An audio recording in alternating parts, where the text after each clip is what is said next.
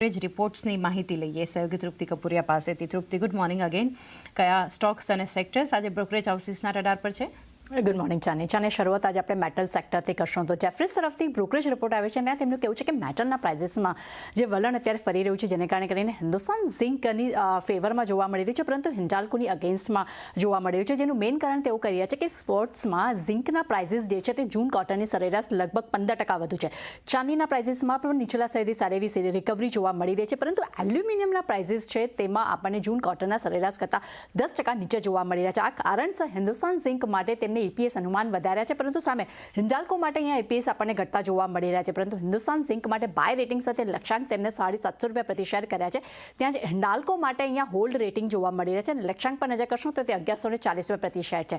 ત્યારબાદ નજર કરશું અહીંયા પોર્ટ્સ પર. તો પોર્ટ્સ પર અહીંયા જેફરીઝ તરફથી જે બ્રોકરેજ રિપોર્ટ આવ્યો છે, ત્યાં તેમનું કહેવું છે કે ગુજરાત, પીપાવાવ અને મુદ્રા સહિત જે અદાનીના જે મુખ્ય જેટલા પણ પોર્ટ્સ છે તેમાં અસેટ્સ માટે પોર્ટ્સ અહીંયા કન્સેશનનો સમયગાળો જે છે તેમાં એક અહીંયા ખાસ કરીને આપણે જોઈ રહ્યા છે કે જે સમયગાળો છે તેની એક યોજના જે છે અહીંયા લંબાવવામાં આવી છે. એટલું જ નહીં, તેમનું એ પણ કહેવું છે કે પોર્ટ્સ જે જેટલા પણ એરપોર્ટ્સ છે તેના માટે પણ ઘણી જે અનિશ્ચિતતા હતી એ અહીંયા હવે દૂર થતી જોવા મળી રહી છે અને લાંબા ગાળા માટે એક મજબૂત ગ્રોથની પણ તેઓ અહીંયા અપેક્ષા રાખી રહ્યા છે. આ કારણસર સૌથી વધુ ફાયદો જે છે ગુજરાત પીપાવાવને થતો જોવા મળી શકે છે. ત્યારબાદ આગળ નજર કરશો તો જ્યુબિલન્ટ ફૂડ્સ પર મેક્વાયરી તરફથી એક રિપોર્ટ આવ્યો છે. અહીંયા તેમને રેટિંગ અપગ્રેડ કરીને ન્યુટ્રલ કર્યા છે અને લક્ષ્યાંક પર નજર કરશો તો તેમને ₹520 પ્રતિ શેર કર્યા છે. અહીંયા તેમનું કહેવું છે કે ક્વાર્ટર વનની સરખામણીએ ક્વાર્ટર ટુમાં SSGને એક મજબૂત ગ્રોથ જોવા મળી રહ્યો છે. ગત 2 ત્રિમાસિકથી માંગમાં સારી એવી રિકવરી જોવા મળી છે, જેને કારણે કરીને EPSના લક્ષ્ય પણ અહીંયા વધતા જોવા મળી રહ્યા છે. એટલું નહીં, તેમનું એ પણ કહેવું છે કે ભારતમાં જે હિસાબે અત્યારે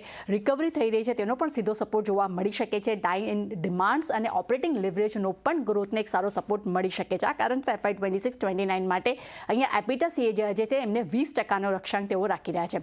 ત્યારબાદ નજર કરશો ફેડરલ બેંક પર. અહીંયા ન્યુટ્રલ રેટિંગના રિપોર્ટ આપણને સિટી તરફથી જોવા મળી રહ્યા છે. લક્ષ્યાંક તેમને ₹360 પ્રતિ શેર કર્યા છે. અહીંયા તેમનું કહેવું છે કે જના સ્મોલ ફાઇનાન્સ બેંક સાથેના અધિગ્રહણથી કંપનીની નાના માર્કેટમાં હાજરી વધવાની એક અપેક્ષા અહીંયા જોવા મળી રહી છે.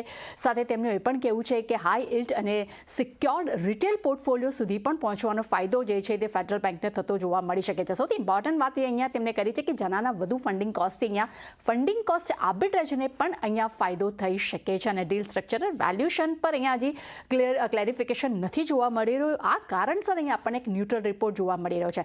ત્યારબાદ નજર કરશું સાયન્ટ પર. અહીંયા JP મોર્ગન તરફથી આપણને ઓવરવેટ રેટિંગના રિપોર્ટ સાથે લક્ષ્યાંક તેમને ₹1050 પ્રતિ શેર કર્યા છે.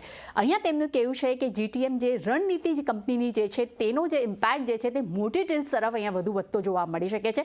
કંપનીની ઓલરેડી મોટી ડીલ્સ જે છે તેની પાઇપલાઇન રેકોર્ડ સ્તર પર જોવા મળી રહી છે, જેની કુલ વેલ્યુ જે છે તે $300 મિલિયન સુધી પહોંચી ગઈ છે અને FY 27-29માં પણ રણનીતિનો એક સારો ફાયદો જે છે જોવા મળી શકે છે. અને છેલ્લે નજર કરશું IIFL ફાઇનાન્સ પર. અહીંયા JP મોર્ગન તરફથી ઓવરવેટ રેટિંગનો રિપોર્ટ જોવા મળી રહ્યો છે. લક્ષ્યાંક તેમને ₹750 પ્રતિ શેર કર્યા છે. અહીંયા તેમનું કહેવું છે કે IIFL હોમ ફાઇનાન્સે ₹963 કરોડના ઇન્કમ ટેક્સ અસેટમેન્ટ માટેના ઓર્ડર મળ્યા છે, જે ગત ₹480 કરોડનો તેમને મળ્યો હતો, જેના પર ઓલરેડી 31 ડિસેમ્બર 2026 સુધી અહીંયા સ્ટે લાગી ચૂક્યો છે. પરંતુ મેનેજમેન્ટનું કહેવું છે કે તે ફાઇનાન્શિયલ સ્થિતિ પર અને તેના કામકાજ પર કોઈ બહુ મોટી અસર જોવા નહીં મળે. એટલે ચાને ડેફિનેટલી ઘણા બધા બ્રોકરેજ રિપોર્ટ છે, દરેક પર એક સારી ઇમ્પેક્ટ જોવા મળી શકે છે. જી, બધા સ્ટોક્સ અને સેક્ટર્સ પર ફોકસ રાખીશું. તૃપ્તિ, આભાર આપનો બધા જ બ્રોકરેજ રિપોર્ટ્સ માટે.